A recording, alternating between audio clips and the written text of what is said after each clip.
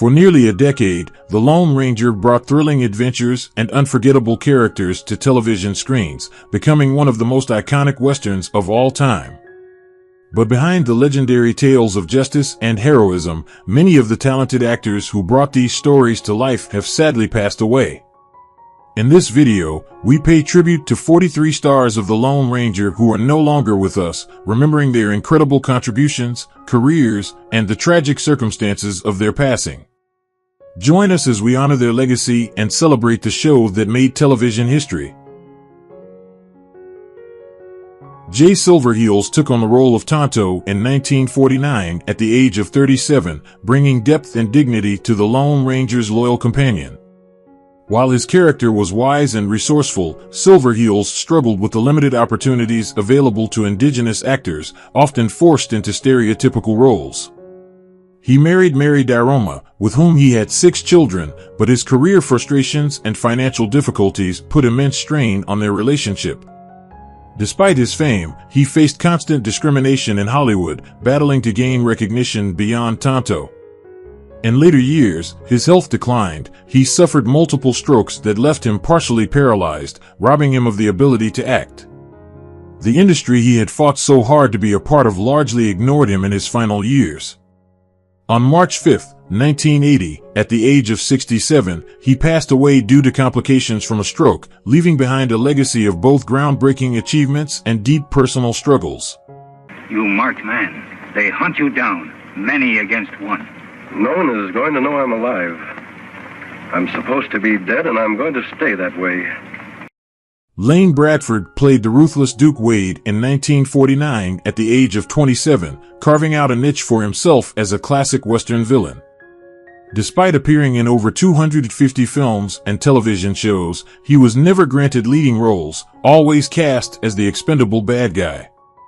The lack of recognition weighed on him, and his personal life was just as troubled. Married multiple times, he faced failed relationships, and he grew distant from his children. Struggling financially, he turned to alcohol to cope with his fading career, a habit that only deepened his isolation. By the time he reached his 50s, he was nearly broke, forgotten by the industry that had once relied on him to bring menace to the screen. On June 7, 1973, at the age of 50, he suffered a fatal brain hemorrhage, dying in relative obscurity, his contributions to Hollywood barely acknowledged. You sure we ain't lost them? No, this is where they wanted their horses. Look at those hoof prints. Let's keep moving. John Hart replaced Clayton Moore as the Lone Ranger in 1950 at the age of 33, stepping into the role with optimism, though he was never fully embraced by fans. After Moore returned, Hart was quickly discarded by the show's producers, and his career never fully recovered. Forced to take minor roles in low-budget films, he struggled financially, unable to break free from the Lone Ranger's legacy. His personal life, though more stable than his career, was far from ideal. He married Beryl Braithwaite, and though they remained together, they had no children, and financial troubles often plagued them. As he aged, he faded into obscurity, his contributions to television largely forgotten.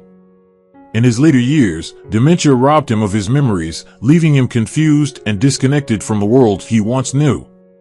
On September 20, 2009, at the age of 91, he passed away due to complications from dementia. I'm sorry we can't stay to see Anderson. Is he still asleep? Yes, the doctor gave him a sedative after he dressed his wound. He's a fine man. It took courage for him to do what he did. Oh, hail. Clayton Moore became the Lone Ranger in 1949 at the age of 35, embodying the masked hero with a firm sense of justice and integrity. Yet, the role that made him famous also became a curse, as he found himself unable to escape the shadow of his character. While adored by fans, Hollywood saw him as nothing more than the Lone Ranger, and he struggled to find meaningful work after the series ended. His first marriage to Sally Allen ended in divorce, and though he later remarried, his devotion to the Lone Ranger persona often took precedence over his personal life. His greatest heartbreak came in the 1970s when the producers of The Lone Ranger filed a lawsuit preventing him from wearing the mask in public appearances, stripping him of the one thing that kept him connected to his fans. Though he eventually won the right to wear it again, the battle left him emotionally drained. In his later years, he suffered from declining health, and on December 28, 1999, at the age of 85, he died of a heart attack. Yourself? Oh, I'll shoot if I have to. But I'll shoot to wound, not to kill. A man must die. It's up to the law to decide that. Not the person behind. House Peters Jr. played Bat Anders in 1950 at the age of 34, portraying a rugged and determined character who often found himself in dangerous situations. Though he enjoyed steady work as a character actor, he was overshadowed by his father, silent film star House Peters Sr., leading to a lifelong struggle with self-worth. His personal life was marked by instability. His first marriage ended bitterly, and his second marriage, though lasting longer, was filled with tension. He had one son, but their relationship was distant, strained by his long absences and growing bitterness. As his career declined in the 1970s, he turned to alcohol, isolating himself from friends and family. His later years were spent in financial hardship, his once promising career reduced to fading memories. Suffering from worsening emphysema, he grew increasingly frail and succumbed to pneumonia on October 1, 2008, at the age of 92, dying in near obscurity. No, I didn't expect anybody. After their valet left this afternoon to walk around the town, I was fairly sure we'd find this suite empty. You figure on everything, don't you? In my profession, Batman boy, you have to, otherwise you find yourself behind bars. John Cason played Barney Compton in 1949 at 31, portraying a tough, no-nonsense character known for his fearless confrontations. Off-screen, his life was equally tumultuous as he struggled to break free from typecasting as a villain in low-budget westerns.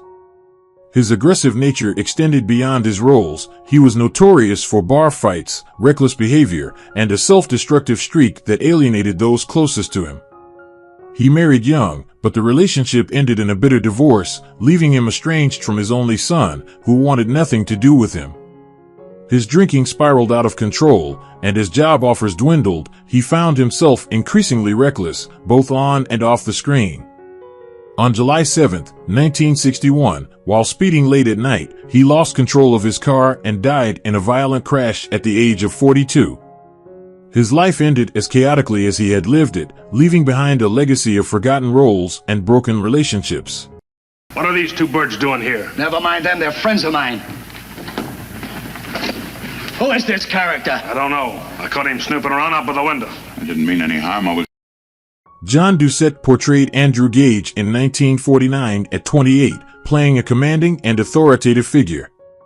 Despite appearing in over 280 films and television shows, he never attained the leading roles he desperately sought, instead resigning himself to a career of supporting characters.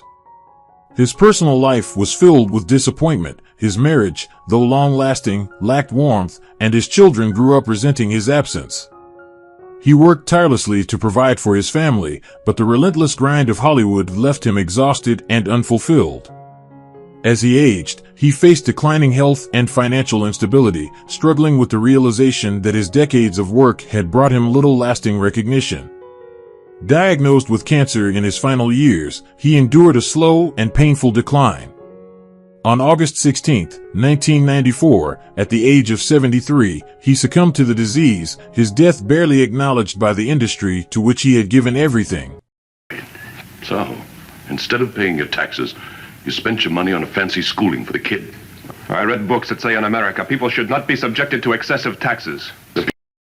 Harry Lauter played Dave Tucker in 1949 at 35, a courageous and reliable character always willing to stand up for what was right. In real life, Lauter was a tireless worker, appearing in hundreds of films and television shows, yet he never achieved mainstream fame. His career was defined by fleeting roles, forcing him to constantly seek work, often in forgettable productions.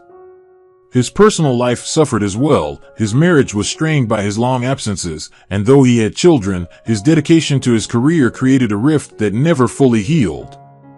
As Hollywood moved on from westerns, he found himself increasingly irrelevant, struggling to find roles in an industry that had little use for aging character actors.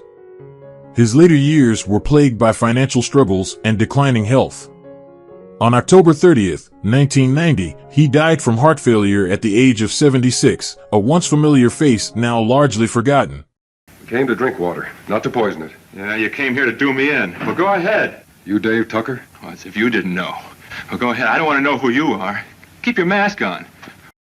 William Challee played the sinister Bad-Eye Dixon in The Lone Ranger in 1950 at the age of 46, portraying a scheming, cold-blooded villain who always stayed one step ahead of his enemies. Though a talented character actor, he never found leading man status, leaving him discontented with the industry's treatment of him. His marriage to actress Ruth Nelson was filled with artistic intensity but marred by his growing frustration and resentment. The couple had no children, and as the years passed, Challee became increasingly reclusive. Plagued by paranoia and bitterness, he alienated many of his friends and colleagues. His final years were marked by the cruel deterioration of Alzheimer's disease, which slowly robbed him of his identity. By the time he died on March 11, 1989, at the age of 84, he no longer recognized those around him, passing away in a fog of confusion, his once brilliant mind lost to the relentless grip of time. Didn't expect you to admit it. What do we do with him? We're going to take him up to the shack on Bald Mountain and find out what the score is. Don't be a fool. He wanted you to go there. It's a trap. Trap works two ways. Harvey played Clem in 1949 at just 48, bringing warmth and optimism to the role of a kind-hearted helper. His early success seemed promising, but his career never reached the heights he had dreamed of. Struggling to find meaningful roles, he took whatever work he could get, but as years passed, Hollywood's interest in him faded. Unlike many of his colleagues, he never married, and without a family, he became increasingly isolated. Depression and loneliness consumed him as he realized his dreams of stardom had slipped away. With no major film credits, no close relationships, and no financial security, his later years were spent in quiet obscurity. On November 27, 1985, at the age of 84, he died alone, his passing unnoticed by the industry and the world, another name lost in Hollywood's long list of forgotten actors. Well liked, respected, a boy everybody was proud of. And now look at you. Maybe I've learned a few things. You've forgotten a few things too, son. What about your mother? You were just a... Emmett Lynn played Amos Carter in The Lone Ranger in 1949 at the age of 52, bringing warmth and wisdom to his role as a kind-hearted mentor. A veteran character actor with over 140 film credits, he was beloved on set but never achieved financial stability. He never married, still haunted by the tragic death of his first and only love, Eleanor, who passed away in a car accident when they were young. Heartbroken, he threw himself into his work, but the loneliness never left him. In his later years, as roles diminished, he relied on alcohol for solace, numbing the pain of his isolation. By the time he reached his 60s, he was living in near destitution, struggling with failing health and an ever-deepening sadness. On October 20th, 1958, at the age of 61, he suffered a fatal heart attack in his rundown apartment. Days passed before his body was discovered, a tragic and lonely end for a man who had spent his life making audiences smile. Oh, monsieur, you are a wonderful driver. Merci beaucoup. Come on, Throckmorton. Get on there, listen. Rand Brooks played the charming Al Summers in The Lone Ranger in 1949 at the age of 31, bringing effortless charisma to the role. Best known for his portrayal of Charles Hamilton in Gone with the Wind, Brooks initially seemed destined for stardom. However, his career quickly plateaued, leading him to take minor TV roles and eventually leave acting behind. He later ran an ambulance company, but his time in Hollywood remained a lingering regret. His marriage to Lois Laurel, daughter of comedy legend Stan Laurel, ended in divorce, leaving him estranged from their two children, Randy and Lori. Though he found financial stability in his later years, the weight of missed opportunities and a stalled career never left him. On September 1, 2003, at the age of 84, he succumbed to cancer, passing away quietly, his name a distant memory in the annals of Hollywood history. You're buying it for friends. Look, Blackie, I'm working for the law, not against it. If you think I'm going to help a bunch of cheap murdering crooks, you're out of your mind. Hold it, Tin Horn. Or how would you like me to... Mike Ragan portrayed the rugged and steadfast Al in 1950 at the age of 32, embodying a hardened survivor who faced adversity with quiet strength. Off-screen, Ragan struggled to establish himself in Hollywood, bouncing between minor film roles and uncredited appearances, always falling short of the breakthrough he longed for. He married Arlene Ragan, but their marriage was strained by his career failures and financial instability.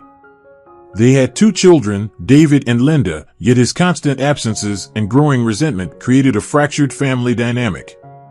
As he aged, chronic lung disease and heart issues left him weak and struggling to make ends meet. His later years were spent in near obscurity, his contributions to Hollywood largely forgotten. He passed away on August 25, 1995, at the age of 77 from natural causes, his final days marked by solitude and declining health. Place and stay undercover. They're supposed to be out looking for Boswell. All right. I'll be out later.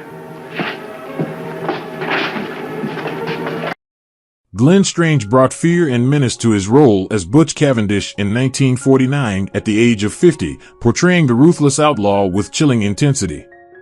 Though he was best known for playing villains, Strange longed to break free from the typecasting that kept him confined to brutish roles. His marriage to Minnie Thompson endured, but it was weighed down by long periods of separation as he struggled to keep working in a changing Hollywood. Their daughters, Janine and Donna, saw their father grow bitter over his declining career, watching as he took smaller and smaller parts just to survive. When westerns fell out of favor, his once reliable work disappeared, leaving him financially and emotionally drained. Lung cancer soon ravaged his body, and he spent his final months in constant pain, his towering presence reduced to frailty. He passed away on September 20, 1973, at the age of 74, his death barely making headlines, his legacy slipping into the shadows. Hey, Collins! Yes, Chief? Check those men down there. Make sure they're dead. Nan Leslie brought courage and determination to the role of Alicia Scoville in 1949 at just 23, portraying a character who was fiercely independent and quick-witted. In reality, Leslie's life was a slow descent from early promise to painful disappointment. After brief success in westerns, she found herself typecast, unable to escape the limitations of the genre. She married Charles Pauly, but their relationship was marred by emotional detachment and infidelity. They had one son, Richard, but her struggles with depression and her failing career left her withdrawn, unable to maintain a close relationship with him. In her later years, severe arthritis and financial troubles left her dependent on others, while the industry she once thrived in moved on without her. She passed away on July 30, 2000, at the age of 74 from pneumonia, her legacy overshadowed by the many Western actresses who had replaced her. The judge was killed with a .45. I noticed your gun was a .45, Ted. They never would have bothered to check those bullets if it hadn't been for that masked man. Oh, look, they're leaving. Hugh Prosser played the authoritative Amos Carter in 1950 at the age of 43, a figure of strength and leadership within the series. Off-camera, his life was far more tumultuous. His acting career was inconsistent, forcing him to take jobs outside of Hollywood to support himself. His marriage to Lorraine Prosser was rocky, filled with heated arguments over money and his inability to provide stability. Their daughter, Ellen, distanced herself from him as she grew older, tired of the constant uncertainty. In a desperate attempt to regain control of his life, he turned to gambling, but instead of finding a solution, he plunged deeper into debt. His downward spiral ended abruptly on November 8, 1952, when he was killed in a car accident at the age of 45. His sudden and tragic death left his family shattered, his unfulfilled dreams forever lost in the wreckage of his short life. I've lost too much blood. I'm staying with you, Dad. I shouldn't let you run off with me like this. Just didn't think. You gotta get away, Jane. You gotta run, honey. James Griffith played the cunning Flint Taylor in The Lone Ranger in 1950 at the age of 34, portraying a sly and resourceful villain always scheming his next move. His sharp features and commanding presence made him a go-to choice for antagonistic roles, but it was a curse as much as a blessing. He was typecast for life, never given the chance to show his full range as an actor. Despite his musical talent and writing ability, Hollywood dismissed him, leaving him trapped in a cycle of thankless roles. His marriage to Jean Shepherd was strained by his growing resentment, and their son, Daniel, often bore the brunt of his father's frustrations. As opportunities dwindled, Griffith's loneliness deepened, and he spent his final years in quiet despair. On September 17, 1993, he died of cancer at the age of 77, another forgotten face in an industry that had no use for him anymore. Well, he's one tough hombre, Pete. He's on the side of the law. Eh? Is he tougher than the lead in our bullets? He's tough enough, so I don't want to tangle with him if I can possibly get out of it. Walter Sande portrayed the authoritative Sheriff Taylor in The Lone Ranger in 1949 at 43, a lawman respected for his firm but fair approach to justice. Despite appearing in numerous films and television shows, Sande never escaped the shadow of supporting roles, always playing second fiddle to bigger stars. His financial struggles grew over time, forcing him to take side jobs to support his family. He married Ruth V. Woodward, and they had 2 daughters, Karen and Linda, but his long absences and constant work stress created emotional distance. The pressure of an uncertain career took a toll on his health, and as Hollywood aged him out of roles, he fell into depression. By his final years, he was barely remembered by the industry and battled a series of health problems. On November 22, 1971, he died of a heart attack at 65, his years of effort and sacrifice ultimately leading to a quiet, tragic end. What'd you say? Me know where Jim Blaine is. Him want to see you. Well, you know where he is. Why didn't you say so? Where is he? Me not tell. Gene Roth portrayed the menacing Big Jim Folsom in The Lone Ranger in 1949 at 46, a ruthless villain whose intimidating presence made him a memorable antagonist. In real life, however, Roth was a man plagued by frustration and regret. Constantly cast as nameless thugs, he longed for serious roles that never came, leaving him bitter and disillusioned. His marriage to Grace Haid was a loveless one, burdened by years of unspoken resentment and unfulfilled dreams. With no children to distract him from his fading career, he sank into heavy drinking, which only worsened his volatile temper. As Hollywood moved on, he became increasingly isolated, spending his final years in obscurity and despair. His tragic fate came on July 19, 1976, when he was struck by a car and died from his injuries at the age of 73, another forgotten casualty of an industry that had long since abandoned him. When do we pull up our next job? Clem's over in Wheatonville, sizing up the bank. It maybe needs a little, spring cleaning.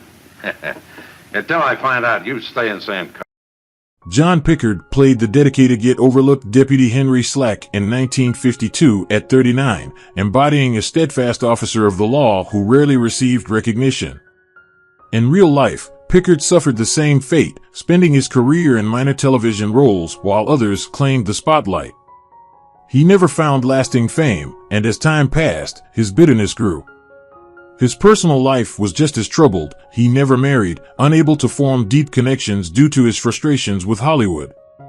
By the time his career fully faded, he had retreated to a secluded family farm, where loneliness became his only companion. His tragic end came on August 4, 1993, when he was gored to death by a bull on his property at the age of 80. His sudden and violent death seemed a cruel irony for a man who had spent his life playing strong, resilient characters but ultimately died alone, his legacy nearly forgotten. I saw a white horse tied in the trees behind Glenn Darby's house. I figured it belonged to his kid. You think he's in the house? Yeah, he must be. Glenn got took by surprise, no telling what happened. Myron Healey played the rugged and determined Ben Murray in 1950 at the age of 27, portraying a hardened gunslinger who had endured a lifetime of hardship. His career in Hollywood was a constant struggle, as he found himself trapped in minor villain roles, never quite breaking into leading stardom. Though he worked steadily, the recognition he craved always eluded him. His personal life was equally troubled. He married twice, but both marriages collapsed under the weight of his career frustrations and emotional detachment. His only son, Mark, became estranged from him, resenting a father who was always more devoted to his fading Hollywood dreams than to family life. As years passed, Myron's health deteriorated due to emphysema, the result of decades of chain smoking. Forgotten by the industry, he spent his final years in a small nursing home, with few visitors to remind him of his once promising career.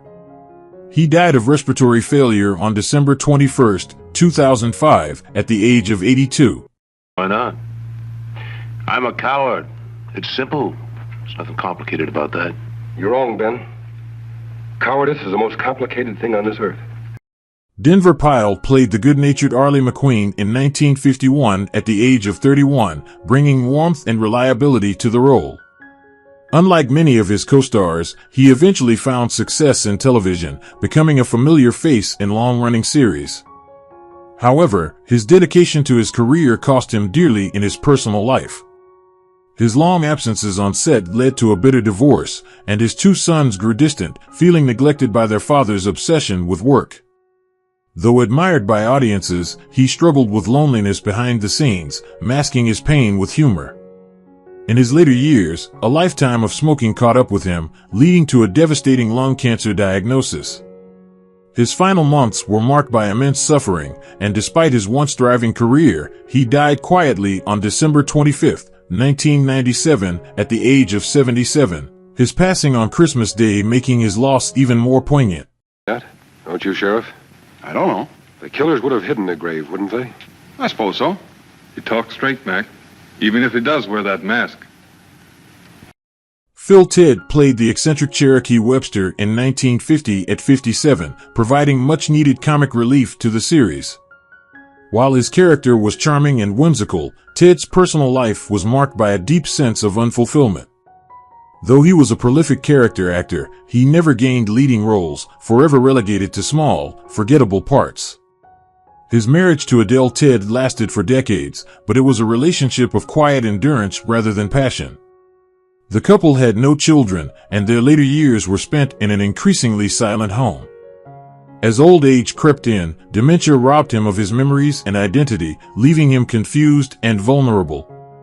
By the time he passed away on June 9, 1974, at the age of 80 from natural causes, few in Hollywood remembered his name, and he died in relative obscurity, his decades of work reduced to fleeting glimpses in forgotten films.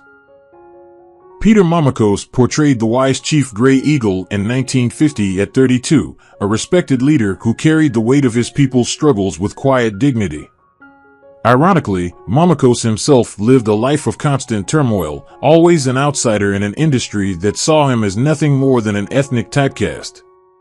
Despite an impressive number of supporting roles in film and television, he never found stability, moving from job to job, never earning enough to secure a comfortable future. His marriage to a woman he adored crumbled under the pressure of financial instability, and she left, taking their daughter, whom he would rarely see again. By the time he reached his 70s, he was all but forgotten, living in a small, dilapidated apartment, subsisting on meager Social Security checks. His health declined rapidly, and with no family or friends by his side, he spent his last years in complete solitude.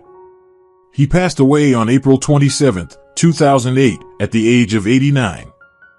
Terry Frost played the steadfast sheriff in The Lone Ranger in 1953 at the age of 47, a lawman whose unwavering sense of duty kept his town safe. Off-screen, however, Frost's life was far less stable. He spent most of his career trapped in minor roles, unable to break into stardom despite his talent and persistence. As the years passed, he became increasingly bitter about his lack of recognition. He married Marion Carney, and they had a son, Michael, but his dedication to chasing Hollywood success caused deep fractures in his family life. Struggling with financial insecurity and a failing marriage, Frost turned to alcohol, which only further distanced him from his loved ones. As the film industry moved on, he found himself isolated, living out his later years in obscurity. On March 1, 1993, he suffered a fatal heart attack at the age of 86, dying alone and forgotten by the industry that once gave him fleeting moments of purpose. Who is your favorite character in The Lone Ranger? How do you feel knowing that the actors have passed away? Feel free to leave your thoughts in the comments below. If you enjoyed this content, don't forget to like, subscribe to the channel, and hit the bell so you don't miss future videos. Thank you so much.